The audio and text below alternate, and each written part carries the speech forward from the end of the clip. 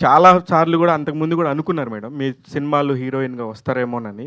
చాలామంది గూడా మిమ్మల్ని అడిగినట్టున్నారు. కానీ మీరెందుకో అయి రిజెక్ట్ జేసి, ఈ పర్టిక్యులర్ దగ్గర మాత్రం చేయటానికి రీజన్ ఏంటి? 4, 5 ఆన్సర్‌లొచ్చాయి ఇక్కడ ఆల్రెడీ. నేనంత రిజెక్ట్ చేసే అంత అయితే ఇంకేం రాలేదు. బట్ కొన్నొచ్చాయి. బట్ అక్కడేంటంటే అంత నోటెడ్ రాకపోవచ్చేమో అని మనకు ఆల్రెడీ ఒక స్టోరీ విన్నా, లేకపోతే ఏదైనా ఒక క్యారెక్టర్ విన్నా మనకనిపిస్తది. అంటే ఇది చేసినా, చేయకపోయినా ఒకేలా ఉంటదేమో. అంత రీచ్ రావకపోవచ్చేమో అని చెప్పి.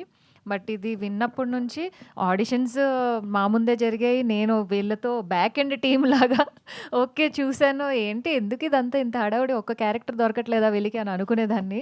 అయితే అంత ఈజీగా రాలేదిది. సో, ఇంట్లో ఉన్న వాళ్ళకి అంత పిలిచి ఇచ్చేయలేదు. నేను ఆడిషన్‌కెళ్ళాను. నందిని గారు పిండేశారు లిటరల్‌గా.